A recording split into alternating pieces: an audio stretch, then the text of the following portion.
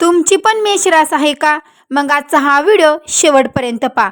मेष राशीच्या मंडळींनो, ताईंनो, दादांनो, गेल्या 2.5 वर्षात तुमच्या आयुष्यात अचानक असे भयंकर अडथळे आलेत का? रात्रंदिवस रक्ताचं पाणी करूनही मेहनत केली, पण हातात काय आलं? अपेक्षा भंग आणि शून्य यश.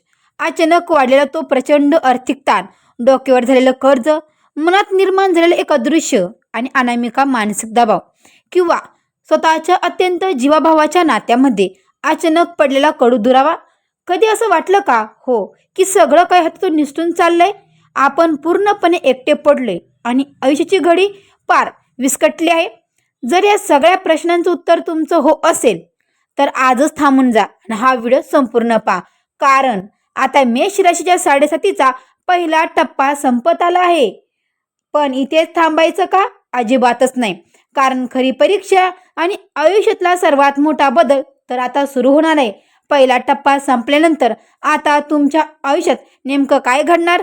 शनिदेव तुमच्यावर प्रसन्न होऊन नशिबाचे दार उघडणार, की अजून एक मोठी परीक्षा तुमची वाट पाहतोय? आजच्या अत्यंत विशेष आणि विकृत व्हिडिओमध्ये आपण दत्तकृपा चॅनलवर मेष राशीच्या 7.5चं संपूर्ण सखोल आणि धक्कादायक विश्लेषण करणार आहोत. त्यामुळे अवधूत चिंतन श्री गुरुदेव दत्त, श्री स्वामी समर्थ. नमस्कार मंडळी, तुम्हा सर्वांचं दत्तकृपा या चॅनलमध्ये मी स्वागत करते. तुम्ही जर आपल्या चॅनलवर नवीन आले असाल तर आता सबस्क्राईब करा. कमेंट बॉक्समध्ये श्री स्वामी समर्थ किंवा ओम शनिचराय नमः, ओम शनिचराय नमः, जय शनिदेव अशी कमेंट नक्की करा. ज्यांच्या घरामध्ये स्वामींचा आणि आपल्या शनिदेवांचा विश्वास आहे, श्रद्धा आहे, भक्ती आहे, त्यांनी ही कमेंट करायला अजिबात विसरू नका. तर मंडळीनं कमेंट केली, सबस्क्राईब केलं तर बेल आयकॉनला सुद्धा प्रेस करा. म्हणजे जेव्हा कधी मी मेष राशीचा व्हिडिओ अपलोड करेल त्याचं सर्वात अगोदर नोटिफिकेशन तुम्हाला पडेल आणि तुम्ही एकही व्हिडिओ मिस करणार नाही. चला तर मंडळीनं वेळ न घालवता आपण आपल्या आजच्या व्हिडिओला सुरुवात करूया. ताईंनो, दादांनो, 7.5चं नाव ऐकताच अनेकाच्या अंगावर काटा येतो, मनात प्रचंड भीती निर्माण होते. पण खरं सांगायचं तर 7.5 ही तुम्हाला उद्ध्वस्त करण्यासाठी नाही किंवा घाबरवण्यासाठी नसते, तर तुमच्या आयुष्याला योग्य दिशा देण्यासाठी आणि तुमच्या आजूबाजूच्या लोकांचे खरे खोटे चेहरे समोर आणण्यासाठी असते. पण त्याआधी मला एक गोष्ट प्रामाणिकपणे उत्तर द्या. गेल्या 2.5 वर्षात तुमच्यासोबत असं घडलंय ना? अचानक मंडळींनो, अचानक नको तिथे अनपेक्षित खर्च वाढले आणि साठवलेला सगळा पैसा पाण्यासारखा होऊन गेला. मनात सतत एक विचित्र अवस्था राहिली. रात्रीची झोप उडाली आणि नकारात्मक विचारांनी डोकं घेरलं, की रक्ताचं पाणी करू नये, शेवटी पदरी काय? तर फक्त निराशा आणि अपमानाला. जर तुमचं उत्तर हो असेल ना, तर शनिदेवावर पूर्ण श्रद्धा ठेवून आत्ताच्या आत्ता कमेंट बॉक्समध्ये जय शनिदेव नक्की लिहा. ज्योतिषशास्त्र मंडळींनो, ज्योतिषशास्त्रानुसार 7.5चे एकूण 3 टप्पे असतात, हे प्रत्येकाला माहिती आहे. प्रत्येक टप्पा हा 2.5 वर्षाचा असतो. यातला पहिला टप्पा हा व्यक्तीला मानसिकदृष्ट्या मजबूत बनवण्याचा काळ मानला जातो. हा काळ असा असतो की जिथे निसर्ग तुमची सहनशक्ती तपासतो. आता या काळात मेष राशीच्या अनेकांसोबत असं घडलं असेल की अनपेक्षित अडचणींना सामोरं जावं लागलं असेल. ज्यांच्यावर स्वतःपेक्षा जास्त विश्वास ठेवला त्यांनीच अचानक पाठीत खंजीर खुपसला, आत्मविश्वास डगमगला आणि नोकरी किंवा व्यवसायात प्रचंड संघर्ष वाढलाही असेल. आर्थिक गणित बिघडली असतील आणि कुटुंबात क्षुल्लक कारणावरून मतभेद सुद्धा झाले असतील. पण या सगळ्या खेळात फक्त शनिदेवच नसतात. ज्योतिषशास्त्र सांगतं की जेव्हा शनीची 7.5 सुरू असते तेव्हा राहू आणि केतूची भ्रमण स्थिती सुद्धा तुमच्या आयुष्यावर प्रचंड मोठा प्रभाव पाडते. मंडळींनो, राहू हा भ्रम, संशय आणि आजवी अपेक्षा निर्माण करतो. गेल्या 2.5 वर्षात राहूने तुमच्या मनात अनेक भ्रम निर्माण केले, चुकीचे निर्णय घ्यायला लावले आणि नको त्या लोकांवर अतिविश्वास ठेवायला लावला. मंडळींनो, तर दुसरीकडे केतू हा विरक्ती आणि दुरावा देतो. केतूच्या प्रभावामुळे तुम्हाला जवळच्या माणसांपासून दूर जावं लागलं. मनात एकेकीपणा आला आणि जगण्यातील रस निघून गेल्यासारखं वाटलं. पण एका गोष्टीची गाठ मनाशी पक्की बांधून ठेवा. शनिदेव हे न्यायदेवता आहेत. ते कोणालाही विनाकारण शिक्षा देत नाहीत. ते केवळ आपल्या कर्माचा हिशोब ठेवतात आणि आपल्याला परिपक्व बनवतात. म्हणजेच की काय, येणाऱ्या संकटासाठी लढण्याची ताकद देतात आणि ती सहनशक्ती आपल्यामध्ये निर्माण करतात.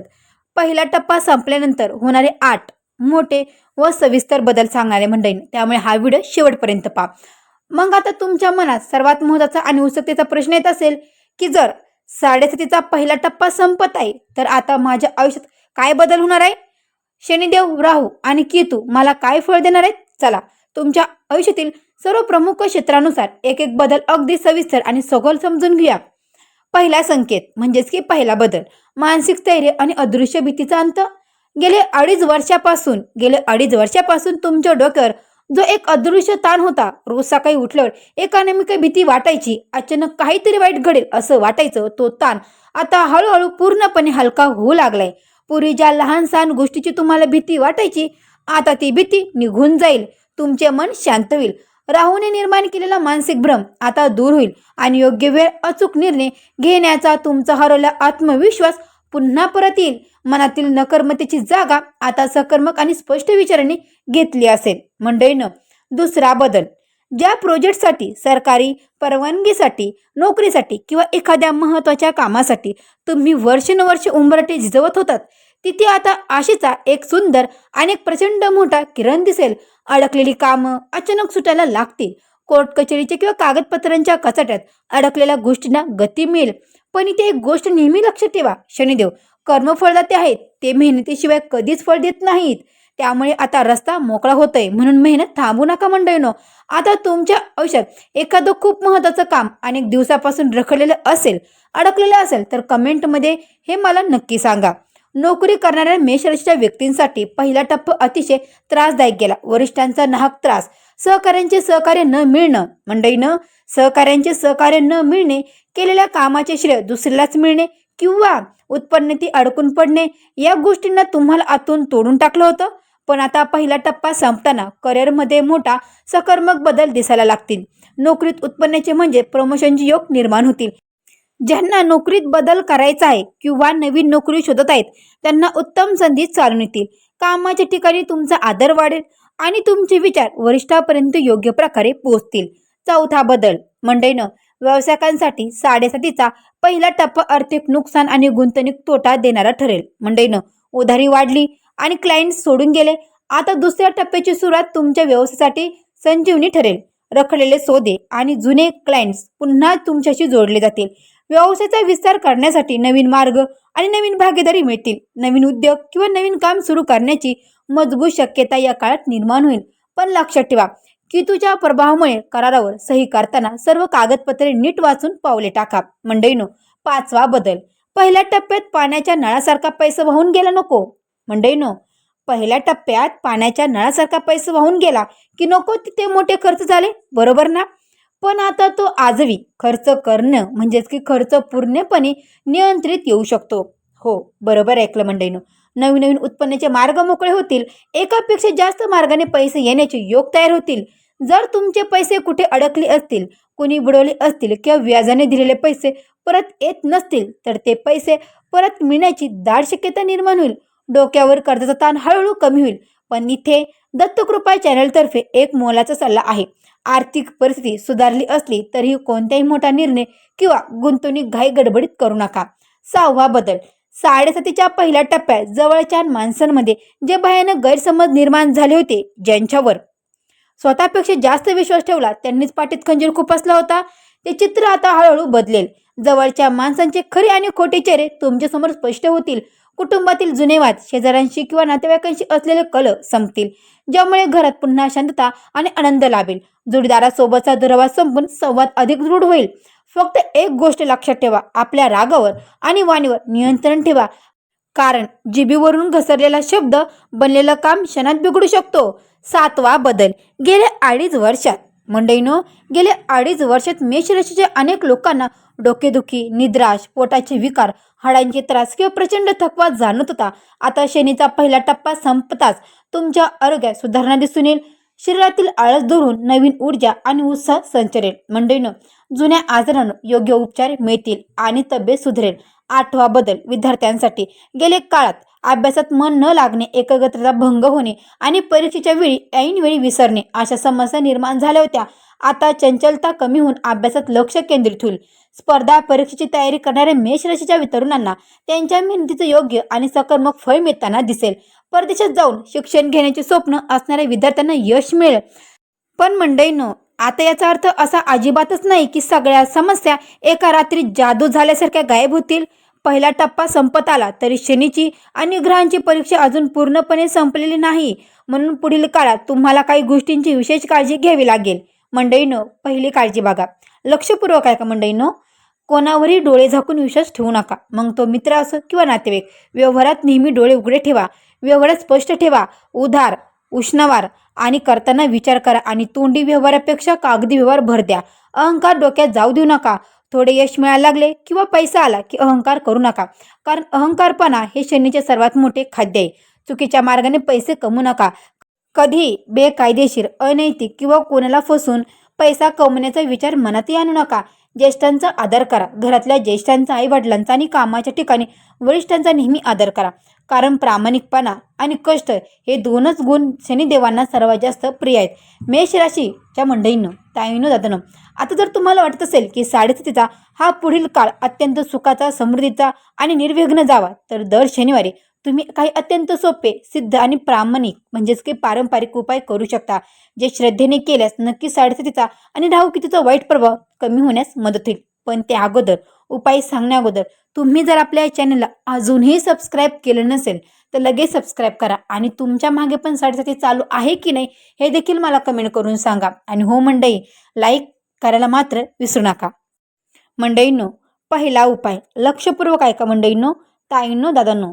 पहा, दर शनिवारी संध्याकाळी शांत चित्तेने बसून ओम शनिचराय नमः, ओम शनिचराय नमः या मंत्राचा किमान 108 वेळा जप करा. दुसरा उपाय, गरजू, अपंग किंवा गरीबी व्यक्तींना आपल्या क्षमतेनुसार अन्न, काळे तीळ किंवा काळ्या कपड्यांची मदत करा. तिसरा उपाय, शनी मंदिरात अर्पण करायचे बरं का मंडळींनो.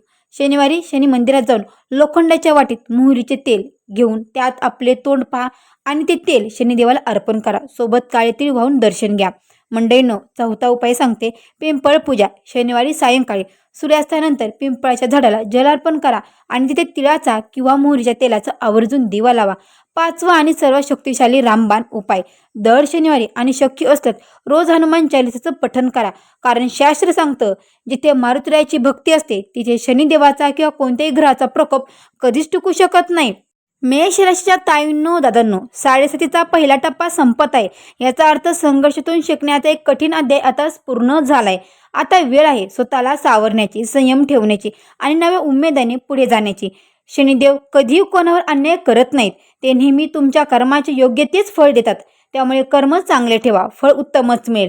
पण एक गोष्टीची गाठ मनाशी पक्की बांधून ठेवा, शनिदेव हे न्यायदेवता आहेत. ते कोणालाही विनाकारण शिक्षा देत नाहीत. ते केवळ आपल्या कर्माचा हिशोब ठेवतात आणि आपल्याला परिपक्व बनवतात. जर तुम्हाला ही माहिती मोलाची आणि उपयुक्त वाटली असेल तर या व्हिडिओला नक्की लाईक करा आणि तुमच्या मेष राशीच्या मित्रपरिवारांना आणि नातेवाईकांना हा व्हिडिओ नक्की शेअर करा आणि कमेंटमध्ये जय शनिदेव किंवा ओम शनिचराय नमः लिहायला अजिबात विसरू नका. अशाच प्रकारे तुमच्या राशी भविष्याचं भविष्य ऐकण्यासाठी आपल्या चॅनलला आत्ता सबस्क्राईब करा. आणि हो मंडळींनो, ज्योतिषशास्त्र, अंकशास्त्र यांसारख्या विषयावर तुमच्या मनात काही शंका असतील तर आता कमेंट बॉक्समध्ये नक्की विचारा. मंडळींनो, शिवाय तुम्हाला आणखीन कोणत्या विषयावरचे व्हिडिओ ऐकायला आवडतील ते सुद्धा कमेंट करून सांगा.